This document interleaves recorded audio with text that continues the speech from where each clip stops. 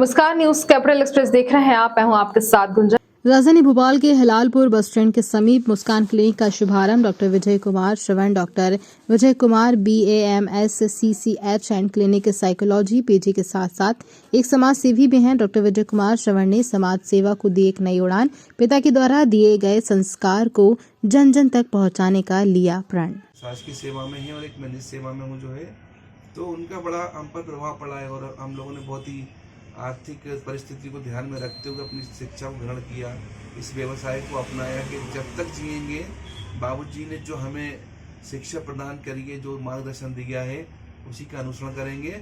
लाभ और लोभ हमारी नज़र में या हमारे दिमाग में कभी नहीं रहेगा और न रहा है। आपने शब्दों बता दिया है कि जो आपके पिता ने जो परिवार संस्कार आपको दिए हैं, वो संस्कार आज भी आप उसको रखे हुए सजो के और आगे भी उसी बात में आपको चलना है। डेफिनेटली बहुत अच्छी बात है, क्योंकि अगर हम अपने पूर्वजों को, अपने जो आदर्श है, हमारे रोल मॉडल है, मेरे स्वर्गीय पिताजी श्री राम बाबू जी जो है, वो भी एक शिक्षाविद थे। उन्हीं के अनुसरण में हम लोग एक कॉलेज का संचालन भी करते हैं। जो संस्थापक थे उसके विभिन्न प्रकार के जो स्लम एरिया, बैकवर्ड एरिया, वहाँ भी स्वास्थ्य सेवा कैंप देते हैं और सदा हम मानव समर्पित रहेंगे और मानव सेवा में हमारा समर्पण ही हमारा पूरा जो है कर्म है और हमारा पूरा जीवन उसमें व्यतीत होगा। एक आपसे आखिरी सवाल ले लेते हैं, जितने लोग क्लिनिक चला रहे हैं या जितने इस पैसे जुड़े हुए हैं, उनको क्या संदेश देंगे आप?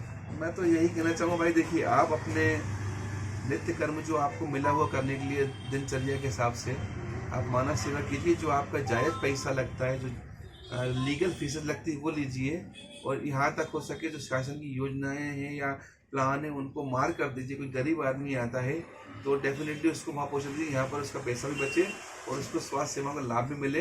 यही सबसे बड़ा संदेश है मेरा उनके लिए, वो मेरे लिए भी चाहूँगा कि मैं मानव हित में काम करूँ और जनहित में सदा तत्पर रहूँ।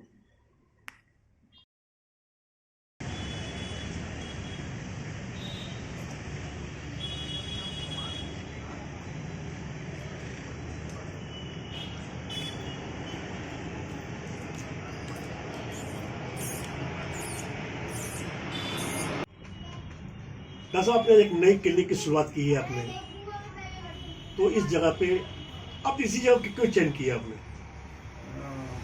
क्योंकि आप एक समाज सेवी भी हैं, एक डॉक्टर भी हैं, कहीं ना कहीं आप जो है रात और दिन आपका एक ही सपना रहता है कि कोई मरीज जो है बिना डॉक्टर के अधूरा न रह जाए।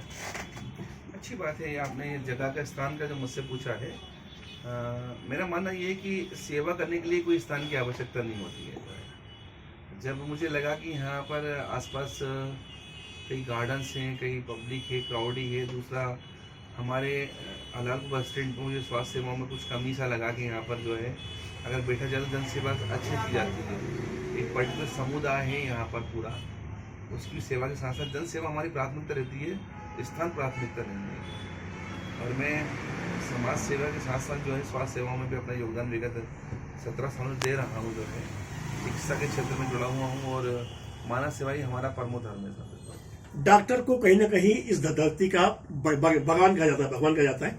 आप एक भगवान के रूप में हैं और लेकिन भगवान को लोग ढूंढते हैं और आप सामने मौजूद हैं, सुख में देखते हैं। ईश्वर के तुलना करना अच्छी बात नहीं होती। मैं भी मानव और मनुष्य हूँ, इसमें कोई बड़ा मेरा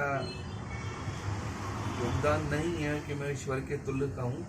हमारा प्रयास होता है कि पीड़ा को, मानव की पीड़ा को और मानव के अंदर जो भी दोष हैं या कमियां हैं उनको पूरा करके स्वास्थ्य देकर उसे लाभान्वित कर सके। डॉक्टर के पेशा को लोगों ने एक अपनी कमाई का जरिया बना लिया है, एक इसको बहुत बड़े स्तर पे एक यूज कर रहे हैं। उसी जगह पे आपका एक मन से एक ही दिखती है कि समाज सेवा। आखिर ये इतना परिवर्तन क्यों है?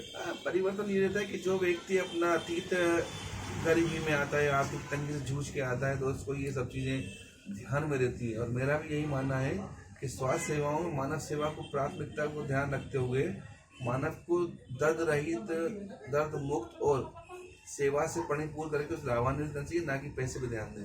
पैसा ये होता है लालच के रूप में सेवाओं को समाप्त कर देता है और मुझे लगता नहीं है कि पैसा हमारी प्राथमिकता है। हम चाहते हैं जन सेवा हमेशा सदा करते रहें। आपके जीवन का एक अर्थ है, आपने अपने जीवन को समाज सेवा के लिए लगा रखा है। क्या लगता है आपको, कितना संतुष्ट है अपने जीवन के कार्यकाल? संतुष्ट तभी मिल गई जब मुझे ऐसा लगा कि भगवान ईश्वर ने हमें मानव सेवा जन सेवा के रूप में ये चिकित्सा शिक्षा सौंपी है या मिली है और सेवा के रूप में हम काम करेंगे। हमें जब मनुष्य जीवन मिला हुआ है, यह मानव जीवन मिला हुआ है, वो इसीलिए मिला है कि जो कर्म हमें मिला है उसको पूर्णतः अपनी मदद करें और जन जन तक इस सेवा को पहुंचाएं। अभी देखने में आ रहा है राजधानी में बहुत से क्लिनिक है, बहुत से अस्पताल खुल गई है, लेकिन ये सेवा भावना जो है ये बहुत कम नजर आती है। इसके पीछे क्या मानते हैं? वो अपना क्राइटेरिया होता है उनका, अपना व्यक्तित्व है। जो व्यक्ति इस तरह से प्रोफेशनली अपने आप को जोड़कर कमाना चाहते हैं कमाए। हमारी व्यक्तिगत राय तो यही है और सेवा के भाव के रूप में हम जुड़े होंगे, सदा जुड़े रहेंगे। लगातार 15 वर्षों से सेवाएं कर रहे हैं, साथ में एक सोसाइटी भी है, NGOs भी, हम कई कैंप भी लगाते हैं, ब्लड डोनेशन कैंप करते हैं, विभिन्न प्रकार के जो है वर्तमान में भी अभी हम कुछ कार्य करना चाहते हैं।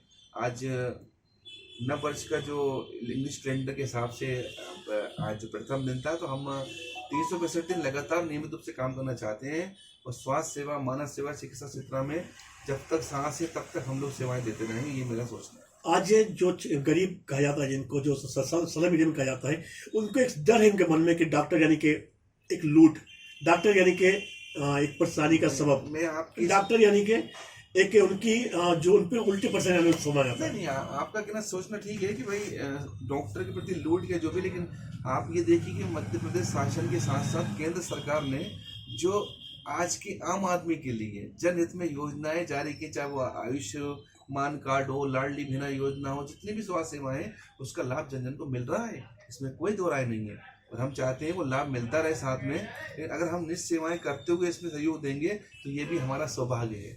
आप अपने जो कर्म है इसके पीछे जो एक रोल मॉडल होता है, एक आदर्श होते हैं, आपके आदर्श कौन है? मेरे आदर्श मेरे पिताजी थे, जो है सब दुनिया में नहीं रहे और उन्होंने बड़ी तंगी और गरीबी में